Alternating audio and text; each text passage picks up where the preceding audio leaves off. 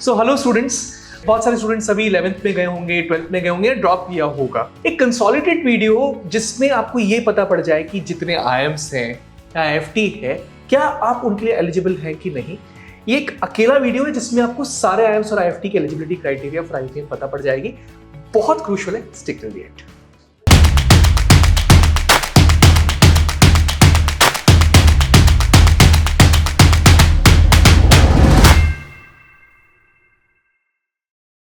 सबसे पहले बात करते हैं IPM इंदौर की, जिसके लिए आपको एग्जाम लिखना होता है IPMAT इंदौर। एलिजिबिलिटी पे बात करने से पहले ये समझ लेते हैं कि IPMAT इंदौर से सिर्फ आप IIM इंदौर नहीं जा सकते, बाकी there are 7 other colleges also जिनको आप टारगेट कर सकते हैं। लेकिन बिल्कुल ये दिमाग में बिठा लीजिएगा कि आप IPMAT इंदौर का फॉर्म भर रहे हैं और उन कॉलेजेस का भी फॉर्म भर रहे हैं, तो ये रिक्वायर्ड रहेगा कि आप IPMAT इंदौर का फॉर्म भरने के साथ साथ बाकी कॉलेजेस का भी अलग से फॉर्म भरें, then only you're eligible for those particular colleges।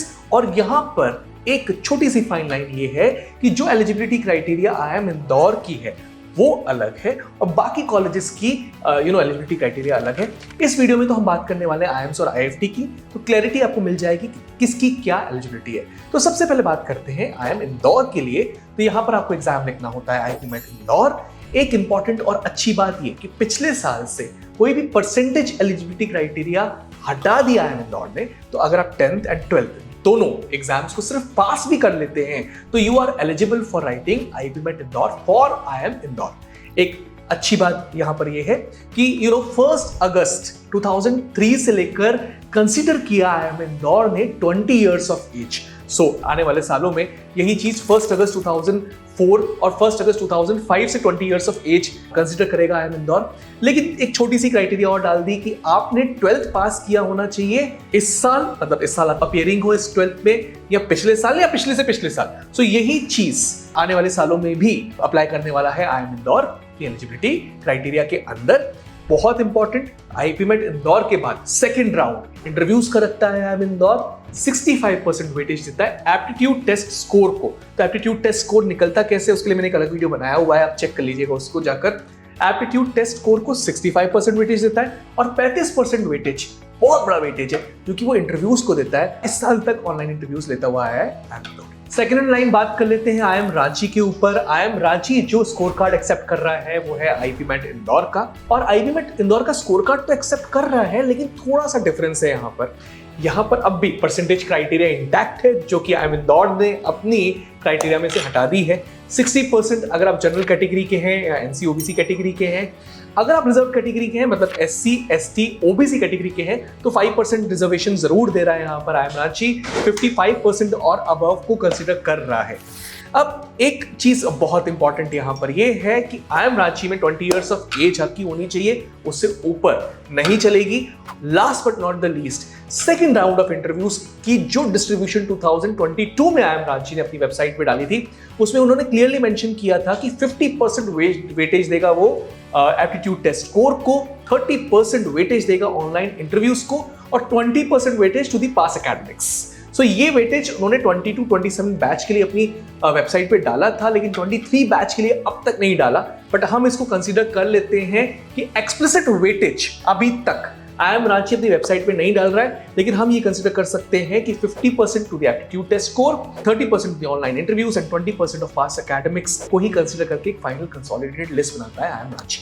IIM Ranchi के बाद let's discuss IIM Rohtak and IIM Rohtak की एलिजिबिलिटी क्राइटेरिया की अगर बात की जाए तो IPMAT रोहतक का स्कोर कार्ड एक्सेप्ट करेगा। इनफैक्ट जनरल कैटेगरी यहाँ पर आपको 60% फिर से स्कोर करना पड़ेगा, 60% का रूल यहाँ पर एप्लीकेबल है।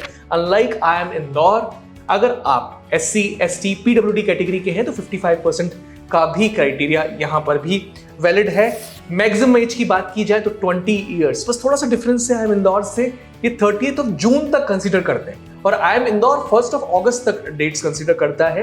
तो काफी सारे स्टूडेंट्स मेरे पास आके पूछते हैं मेरा बर्थडे इस तक को IIM एलिजिबल हूँ कि नहीं, इस हिसाब से आप जरूर इस चीज को देख लीजिएगा। नेक्स्ट राउंड की अगर बात की जाए तो IPMAT रोहतक का जो फाइनल स्कोर कार्ड है उसमें 45% वेटेज लगता है, 15% वेटेज लगता है ऑनलाइन इंटरव्यू प्रोसेस का, 20% वेटेज 10th में आपकी जितनी परसेंटेज आई है और 20% वेटेज 12th में आपने जिस तरीके से परफॉर्म किया है उसका।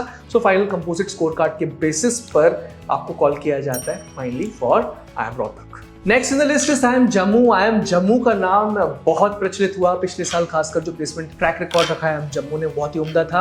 आई एम जम्मू की भी बात की जाए, बाकी सारे IIMs भी अमन 20 ईयर्स ऑफ एज कंसीडर कर रहे हैं। हर किसी का क्राइटेरिया थोड़ा बहुत आगे पीछे होता है। तो आई एम जम्मू की अगर बात की जाए तो 23 वाले स्टूडेंट्स के लिए उन्होंने क्राइटेरिया रखा कि आपने 12th या तो 23 में अपियरिंग होना चाहिए या 21 या 22 में कंप्लीट करा होना चाहिए।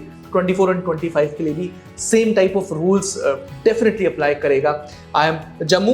10th के लिए भी एक रूल लगाया था कि 19 या लेटर, 19 या उसके बाद 10th आपका कंप्लीट होना चाहिए, उसके पहले नहीं। तो किसी ना किसी तरीके से 20 ईयर्स से ऊपर आपकी एज नहीं एक्सेप्ट करने वाला कोई भी IIM, ये एक फाइनल कंक्लूजन पे हम यहाँ पे पहुंचते हैं। अगर बात की जाए 12th परसेंटेज की तो 60% आपके 10th एंड 12th में कंपलसरी है IIM जम्मू के लिए भी।